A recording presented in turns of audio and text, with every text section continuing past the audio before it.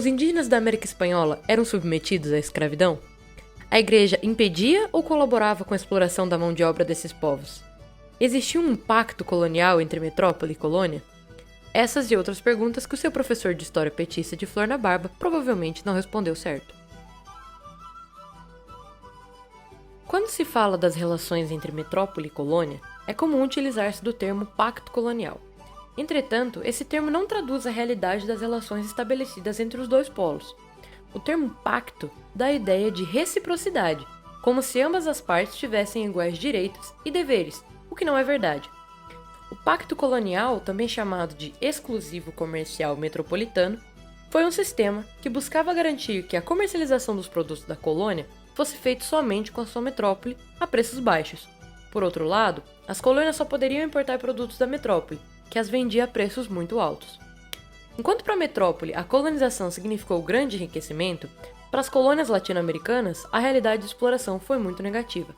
A economia colonial foi desbalanceada, de forma que apenas os setores de produtos para exportação foram desenvolvidos, e essa é uma questão que é refletida até hoje em vários países latino-americanos, visto que muitos são exportadores principalmente de matérias-primas.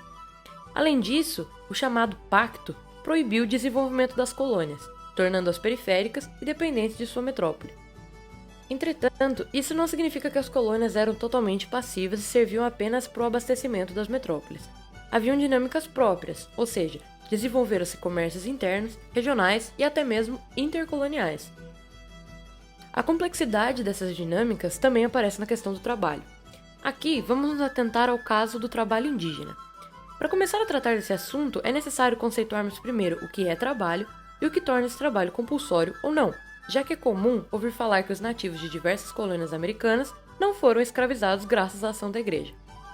O trabalho é a atividade adequada a um fim. Essa atividade se exerce sobre algo, que é o objeto de trabalho. A natureza representa o objeto de trabalho primário, mas também existem os objetos já transformados pelo ser humano. É o caso das matérias-primas.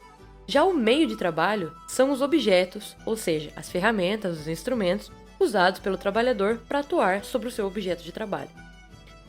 Já sobre trabalho compulsório, entende-se que a carga de coação existente na relação trabalhista é variável, desde entre um senhor e um escravizado, até entre um patrão e um funcionário com carteira assinada.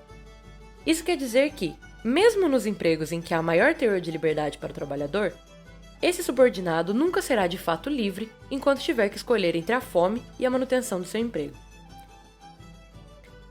Especificamente no caso dos trabalhadores indígenas da América Espanhola, o grau de coerção variava entre uma escravidão exacerbada e cruel, como era no caso das minas de ouro das Antilhas, até vínculos trabalhistas que incluíam salários mistos e possibilidade de férias não remuneradas, sendo essa última destinada aos funcionários das minas. Entretanto, mesmo nessa segunda situação, por mais que o teor de relativa liberdade fosse maior, essa liberdade era em boa parte fictícia.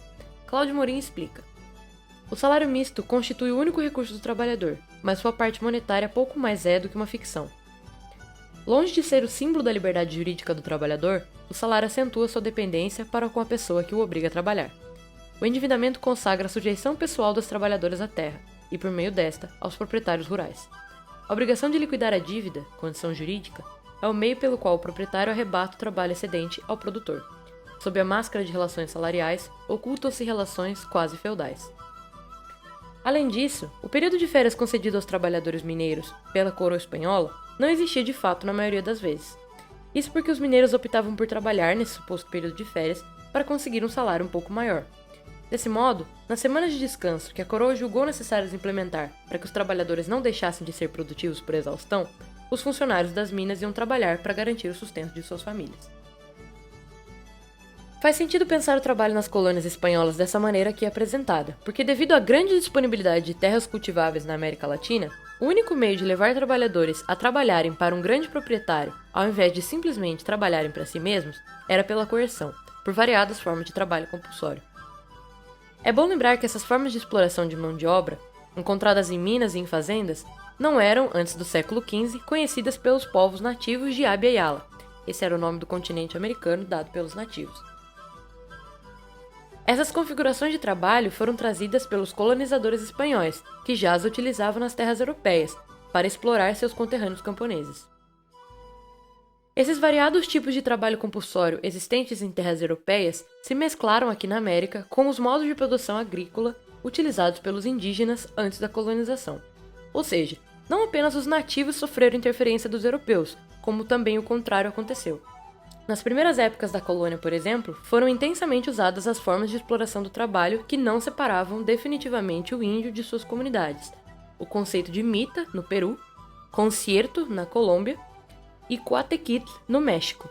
Na verdade, todos esses nomes não passavam de denominações locais para o repartimento de índios. Apesar da configuração espacial ser uma herança da cultura indígena, a forma exploratória do trabalho foi implementada à força pelos colonizadores europeus. A instalação desses modelos coercitivos de trabalho por espanhóis recebeu auxílio de uma instituição onipresente na colonização, a Igreja.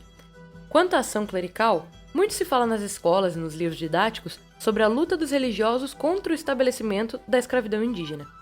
Entretanto, é importante ressaltar que essa ação não foi de tudo positiva, nem mesmo livre de interesses.